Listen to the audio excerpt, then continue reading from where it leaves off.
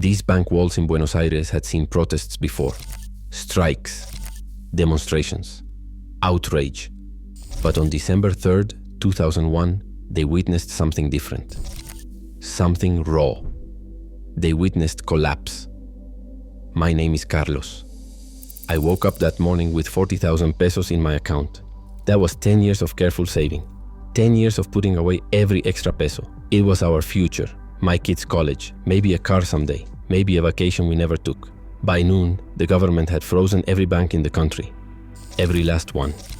By nightfall, that money, the money I had earned, saved, counted on, meant almost nothing. This is the story of how Argentina's economy fell apart overnight. Back then, I was a high school teacher. I taught history, of all things. My wife was a nurse. We had 2 children, a modest home and a small garden. We were not wealthy, but we were stable. I thought I had done everything right.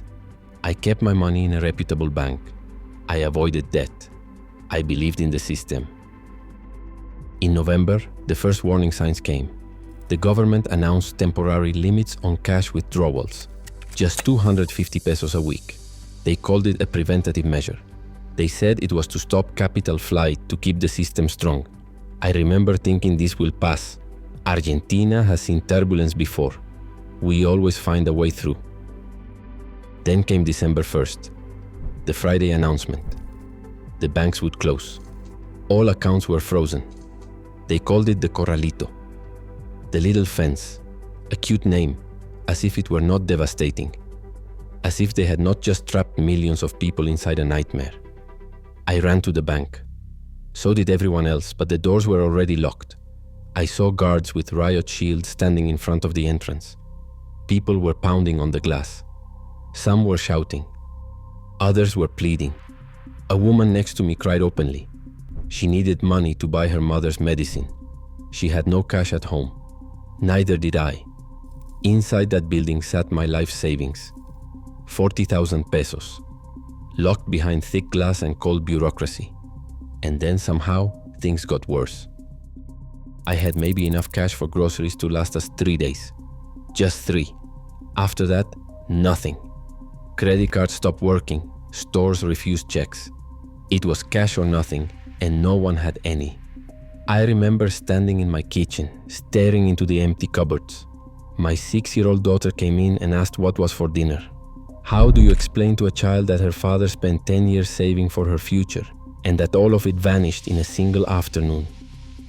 Week 2, I traded my watch for groceries. Rice and beans.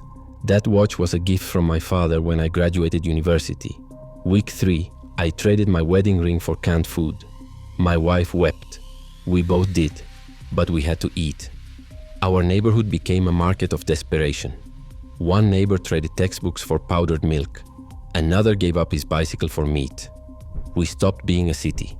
We became a barter economy. People exchanging pieces of their lives for food and medicine. And then came December 19th, the cacerolazo. Thousands of us in the streets banging pots and pans. The sound was unforgettable, not just loud but full of fury. I had never been political, never marched before, but I joined. I had no other choice. That morning, my daughter had asked me if we were poor now. I could not lie to her. I could not tell her we were okay. The protests turned violent. Stores were smashed. Police responded with tear gas. Buildings burned. The president went on television, and then he resigned. Just like that. We had 5 presidents in 2 weeks. 5. It felt like the country was coming apart at the seams, and maybe it was. To survive, I started tutoring, paid in US dollars, cash. That was the only thing people trusted anymore. I met students in parks, on porches, in back rooms of shuttered libraries, anywhere we could talk and trade knowledge for money. We had street corner currency exchanges, men with briefcases whispering rates. $1, 1 peso? Not anymore. We built community food programs, shared what we had, looked after each other because no one else would. My children adapted faster than I did. They learned to expect less, to be grateful for what we had.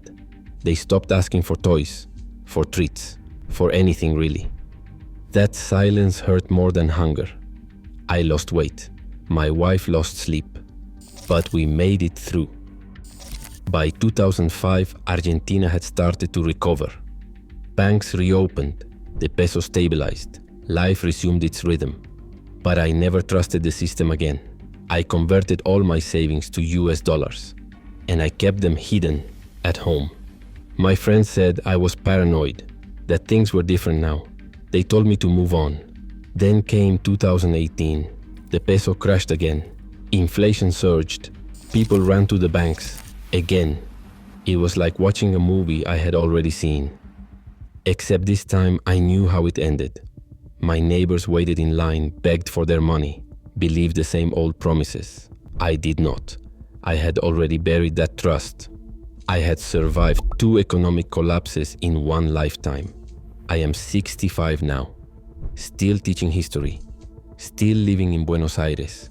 I teach about the Great Depression, about currency failures, about the fall of empires. But I also teach my students what textbooks leave out. That collapse is not always loud.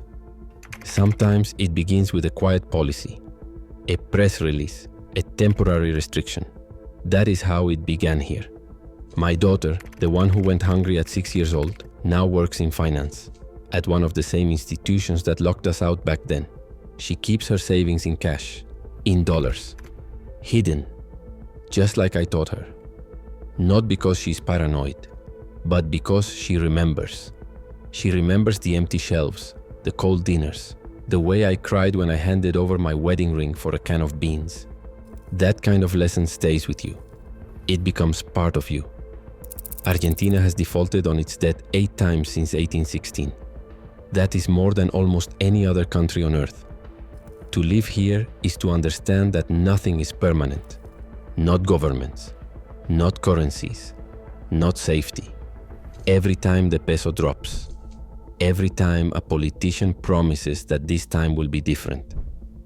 I remember that trust is fragile, that banks can fail, that savings can vanish, and that sometimes the only thing you can count on is what you can hold in your hand, even if what you are holding is not enough.